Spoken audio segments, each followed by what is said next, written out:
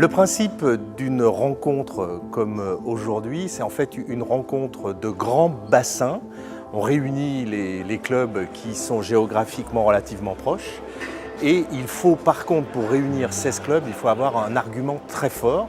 Et là, c'est sûr que la pièce de Bruno Jarosson, avec son expertise, ça justifie tout à fait ça. L'idée, c'est de partir de l'émotion, d'où cette pièce de théâtre qui donne à voir une situation qu'on pourrait évidemment expliquer en la racontant, mais la voir dans les conditions du théâtre fait qu'on l'intègre au niveau émotionnel et au niveau intellectuel, mais on commence par le niveau émotionnel. On est pris aux tripes, on est en colère, etc. Et on va ensuite de l'émotion à l'idée. Donc du coup, derrière, ça peut susciter des échanges beaucoup plus passionnés, approfondis, vifs, en passant par ce temps d'émotion du théâtre. Monsieur le Président de la République, Monsieur le Président du Conseil. Que j'ai écrit la pièce en fonction de l'expertise de la décision. Donc j'avais une idée dès le départ assez claire de là où vous voulez aller. On peut se demander pourquoi le plan de Joffre ne comportait pas d'attaque au chemin des dames. C'est une question qu'on me pose souvent, pourquoi avoir pas écrit un sujet contemporain qui se passe dans une entreprise, etc. Et je crois que la métaphore marche mieux avec cette extériorité, c'est-à-dire on est il y a un siècle, dans une situation qui n'a rien à voir, avec des mentalités qui n'ont rien à voir.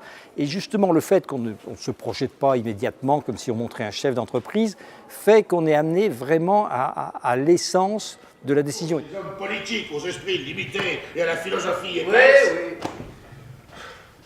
Je suis fatigué des gens intelligents.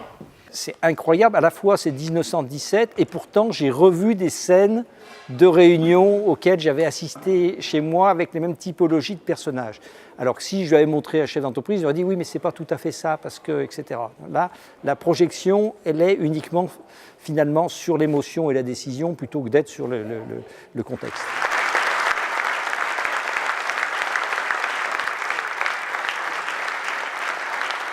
Très vivant, réaliste. Là, on est plongé au cœur des années 14-18 avec des décisions lourdes à prendre. Passionnante, notamment au niveau des critères de décision. Et bon, les acteurs étaient très convaincants. Très bonne pièce, moi j'ai bien aimé, mais effectivement c'est de la difficulté de la décision et de la solitude du décideur. D'abord c'était historiquement intéressant, et puis il y avait des ponts à faire entre ce que l'on vit dans les entreprises et ce qu'il y a dans cette proposition-là.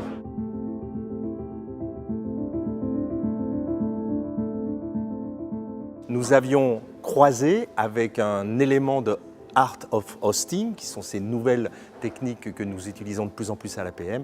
En l'occurrence, c'était le système des triades qui permet à nos adhérents d'expérimenter en même temps qu'ils avancent sur ce thème de la décision.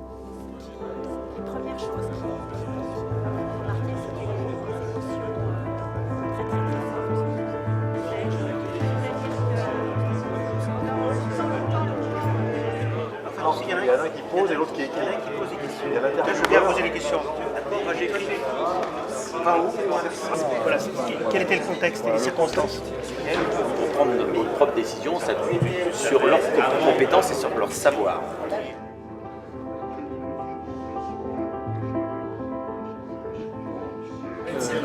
La décision peut aussi évoluer en fonction du temps. Une décision que tu peux prendre à un instant donné.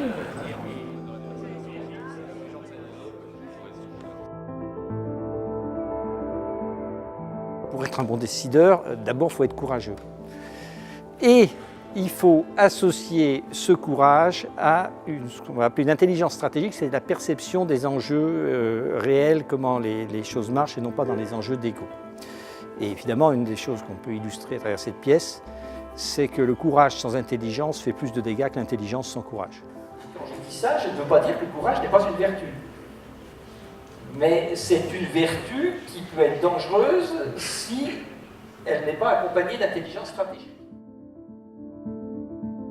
Est-ce que le fait d'être surinformé, c'est le cas aujourd'hui par rapport à la période dont on parlait, par rapport à la pièce, ne nuit pas à une bonne prise de décision?